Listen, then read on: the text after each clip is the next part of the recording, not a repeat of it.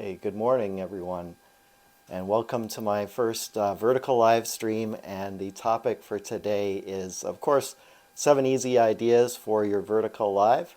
And I picked this topic for 2 reasons. There was number one, anytime there's a new feature like this with YouTube or any other platform, it's really great to jump on that feature so that you have an opportunity to benefit from the being pushed out further by the algorithm. So, I thought other creators might be thinking about what ideas would they like to do for a live, and so I decided to, share the ones I'd come up with so far, and I hope you'll find them helpful.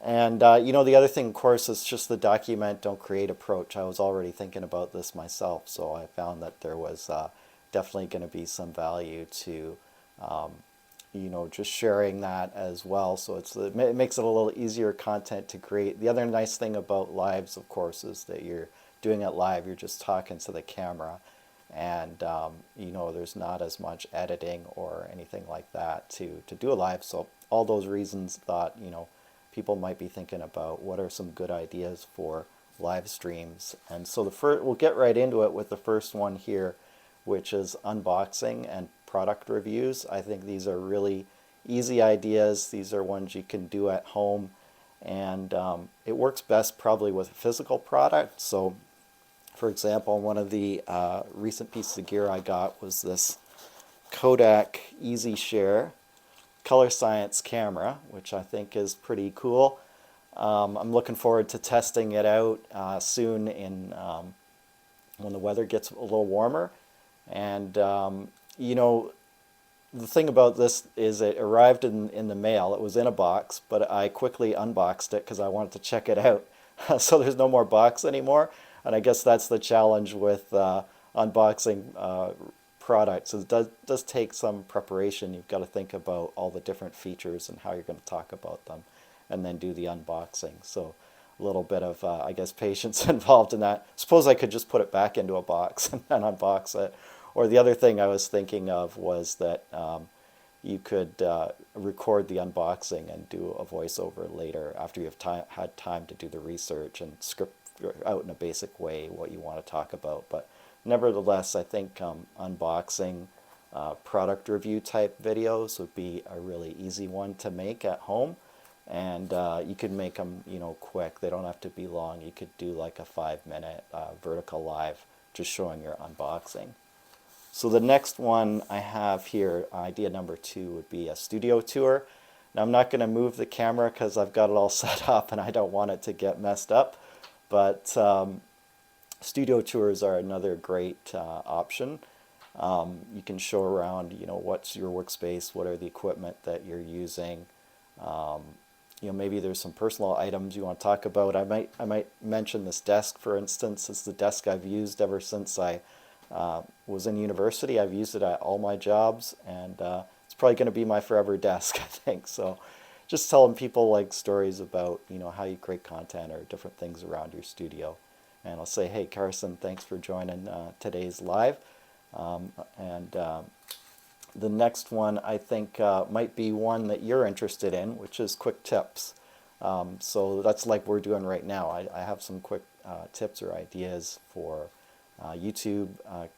Carson, maybe you'd have some that would be like related to your new website venture or what have you. And I think anything like that is also easy to create because you're already working on it, and you can just share with people like, what have you learned so far? What have you discovered? Next one would be a challenge video. So I think this could be one that has a lot of interest for the audience, maybe a little bit more stressful for the creator because you're going to try and do some sort of challenge, but I think that's what makes it interesting. And so the one that I had thought of here is like there's these little photo cards, and they come with Digital Photography magazine. And each card has like a different type of photo that you could take. So you could like shuffle the deck up here and draw a card. The one I drew is Design Challenge. And so that might be interesting. And whatever card you draw, you've got to make that photo live. while the audience is watching, and maybe the audience could vote about whether you succeeded or not.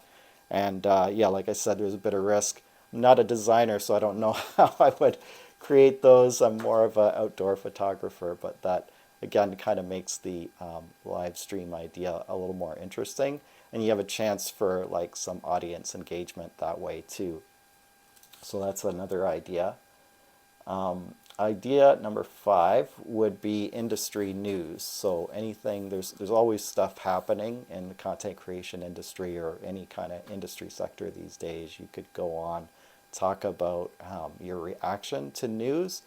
And I think that one is, it's got some good potential because you would be talking probably about a trending topic, which then might have good discovery. The problem with it is like anytime there's breaking news or there's something new in an industry, it's sometimes hard to talk about because not a lot of details are out. So I think there's a higher risk that you could get something wrong. Hopefully your audience would understand that because it is breaking news, and it's not always easy to assimilate everything that's happening and comment on it or make predictions based on what it is. But that's why people are seeking out that content. They're trying to find expert insights or opinions about the news, and if you can provide that for the audience, that potentially have a lot of value. Number 6 would be a story. You could always tell a story about something that happened. And I was thinking of one example from my experience once my car got stuck in the snow trying to do some photography. Of course, you don't want to live stream at that time where you're dealing with the stuck car in the snow, but you could always talk about it later. What did you learn in terms of like where you're going to park your car when you get out to take photos, or the other thing would be, you could use it metaphorically, like getting stuck. How do you get unstuck, and how do you move forward when stuff like that happens? So I think that would be good. The stories are always a good way to convey information and a good way to connect with your audience. So I think that's another option. And then number 7 would be an interview format. And so you could get on with another creator and talk about different topics, talk about what's going on in the industry. In fact, that's what I was thinking. You could combine it with the industry news idea. So you could both come on and talk about a breaking development in your industry, and that might be a good way to go. The other thing I was thinking with the interview format, you could do like a joint brainstorming session, coming up with ideas around something might be interesting. Or you could do just a regular like podcast interview live. Lots of times people like to watch those as well. So those are my 7 ideas for different things you could do for a vertical live. I want to thank you for joining, but I also want to ask if there's any questions, if anybody had, or if you have a comment also about like what would be your favorite live idea, or is there anything else you'd like me to talk more about with respect to vertical lives. I will say it's a little more nerve-wracking than doing a doing a recorded video, because you've got more control then over how everything looks and sounds, and if you make a mistake you can always go back and erase it. But I think that's what makes lives probably more interesting for people. It's more authentic, and it's more of an opportunity to that desk looks cool. Thanks, Carson. Yeah, it's a big one. It's really heavy, so that's why one of the reasons I've liked it. It's adjusted for all the right height for me too. So just been a good desk over the years. I love the podcast idea. Thanks, Lisa. Yeah, I think doing a live podcast interview would be really kind of cool.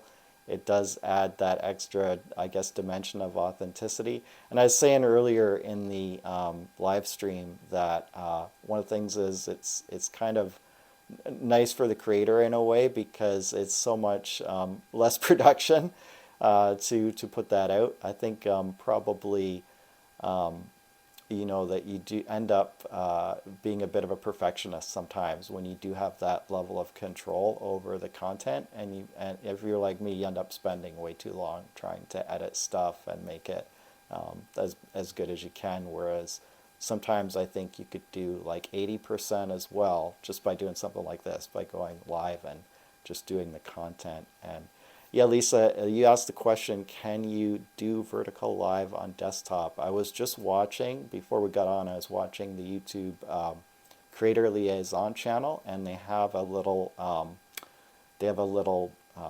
YouTube video about this. And they said now vertical live is going to be the default. So if you don't do anything, I guess even if you're on desktop, you're going to go live vertically. You have to actually go in and change the default and select horizontal live if you want to do horizontal live. So I'll have to keep that in mind if I'm doing any excuse me, any software demonstrations, because I think that that's the one thing you can't really do with you know, with this as a software demonstration. It's really hard to share your screen and talk to people and have them be able to see everything on a vertical live. So I think those ones you'd have to do horizontal live. But yeah, everything else would, I guess, now be vertical. They're really trying to push this feature, and they're saying like they're trying to combine the discoverability of shorts together with the authenticity of the live feed. So it's going to be interesting to see how it goes. And Carson, he said, yeah, another cool idea might be to do a live lift. I don't, I can't quite read that. Yeah, so, but yeah, it's a live lift. Is that what how was that for your fitness channel, Carson? That would be cool. I think, yeah, I think I would pass on that myself. I don't know if I'd impress anyone with my bench press, but that is a cool idea too. Good idea for fitness channels. Actually, a lot of fitness channels, I think, do kind of live workouts, and they invite other creators to, or other people to join in the workout. So that's also a good one. Yeah, so I appreciate everyone coming today. If you found this helpful, subscribe, and I hope to see you again soon. Thanks, everyone. Hope you have a great day.